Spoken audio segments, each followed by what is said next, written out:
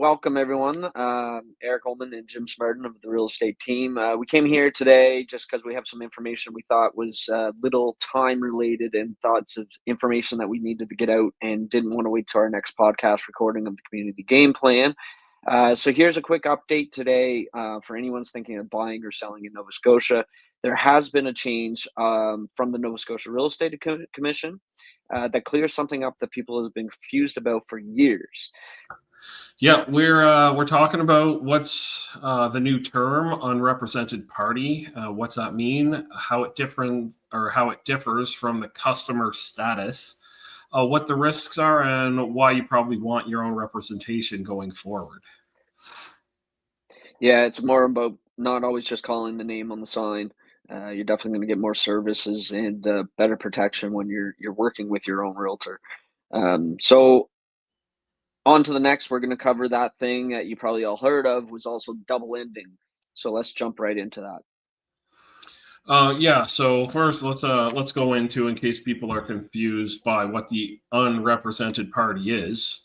It's exactly what it sounds like. You're in a real estate deal, but the brokerage or the realtor you're talking to doesn't represent you. Yeah, that's right. So that means that you're not their client and they don't owe you fiduciary duties like loyalty, full confidentiality, or negotiating on your behalf. They can still give you basic factual information about the property, about filling in the forms, directions about that kind of stuff. The info about what's needed to complete the deal. Yeah.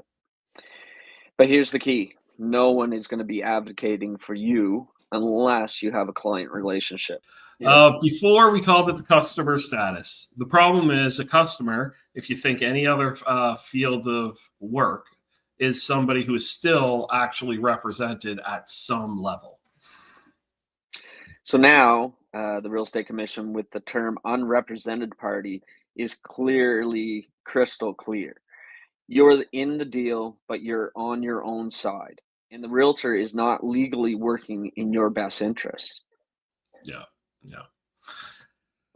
So basically, when you're unrepresented, you don't have anyone negotiating for the best price, the best terms, protecting your confidential info, using that actually against you. No one looking to spot the red flags or look at the paperwork and see what's not actually clean. It's you have nobody helping you strategize to win in a multiple offer situation even.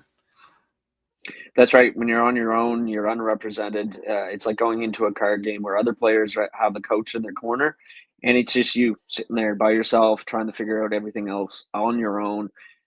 So you're a little unsupported, which isn't always the best case, especially when you're dealing with the large a lot of money to be unsupported, right? Yeah, that's right. Yeah. So up next, then, why not just call the name on the for sale sign, Jim? Yeah, well, it's a great question. That name on the sign, that's the listing agent. Their job is to represent their seller, their client, not the buyer, not whoever comes to them. Loyalty, negotiation, confidentiality, all of that's actually signed in a contract, and it goes to the seller. Any information you give that person, selling your home, blah, blah, blah, they're going to use it against you. That's right. So if you call them directly, you can still see the house, but unless you sign on as their client, you'll either enter into an unrepresented party or a limited dual agency situation. Yeah, it's always safer play. Just find your own representation, someone whose job is to support your best interests. Person that sign's there essentially just to let people know it's for sale, not to bring in those buyers. Yeah. We always tell my clients the number one piece of marketing that we can do to sell your house is put a for sale sign on your front lawn. Yeah, 100%. But when I'm representing that seller, I'm working 100% for that seller. Yeah. And again, there are circumstances, obviously, that's different, but right now, know who's watching your back. That's right. So So we double ending. mentioned double ending. Yes, Yeah. definitely. So when it comes to where double ending comes in, double ending is when the same realtor or two realtors from a common law brokerage are involved with both sides of the deal, so representing the buyer and the seller. Yeah. So another big thing here is I've just said common law and brokerage. I also didn't mention, which is another key part of real estate in Nova Scotia, is that some brokerages are designated agencies. So that's the other thing. You got to make sure when you're working with a realtor, if you're going to go into a double ending situation where you're going unrepresented or anything like that, you need to make sure you know what the brokerage is designated as. So Yeah. if it's a designated brokerage or a common law brokerage, because there's different rules for those brokerages. Well, that's just it. Like common law is what it sounds like. Everybody knows everybody's business. It's a term that's used a lot for people buying who live together for so long. After a while, you're common law. You're considered family, and that's the same thing with these brokerages. They're considered family. We're designated. The brokerage designates one agent for one party, and that's what makes it so you never really have to worry about that double ending. Yeah. And Um, that's the whole point of the unrepresented label, is to make sure everybody knows exactly who's being represented in the real estate deal. Yeah, and if one side's unrepresented, the client gets full loyalty. Um, yeah, the client who gets full loyalty, negotiation, and all that, like they get it all. Yeah. And the other party is just no advice in their favor or sitting back on their own with no help whatsoever.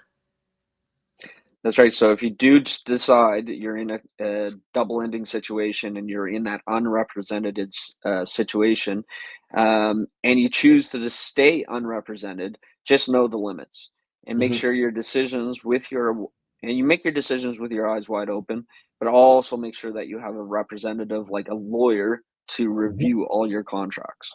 Well, that's it. It's just if you want somebody fighting for you, somebody on your side, somebody with your best, it's are you going to use the other person's lawyer?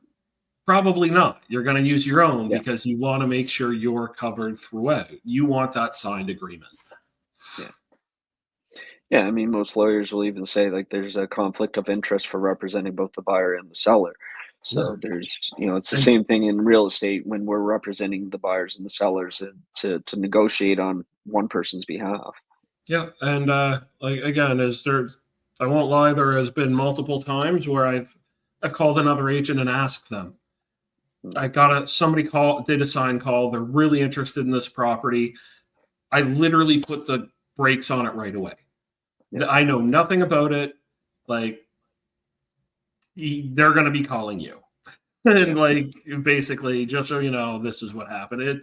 And yes, sometimes we do have other people we're willing to use we can't advise people clearly about who they mm, should use. We do have to tell them that have the right to representation. yeah, Then if we have a few good people, we can say here's a list of people I think who would suit what you're looking right, for. I've used them in the past. I've dealt with them. Give them a call and see if they suit you. That's not on me, but have at it. That's the yeah, most I've done. That's the closest that I'm willing to do. yeah, exactly.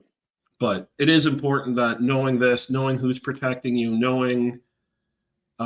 just knowing what this status means is there's no longer the client customer or like status. It's now client unrepresented.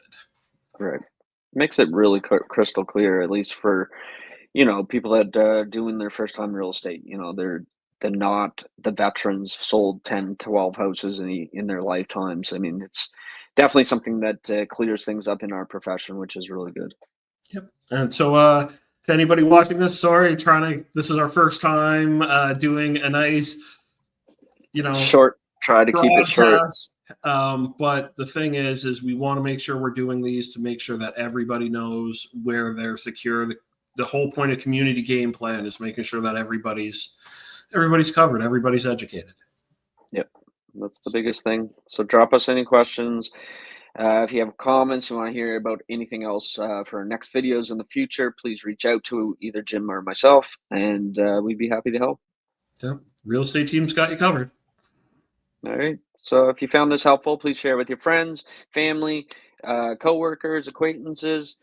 So if anybody's looking to thinking about buying or selling, they know exactly what they're walking into. And if they need any further questions from there, feel free to reach out to us. So Yeah. until next time, have a good day. Take care.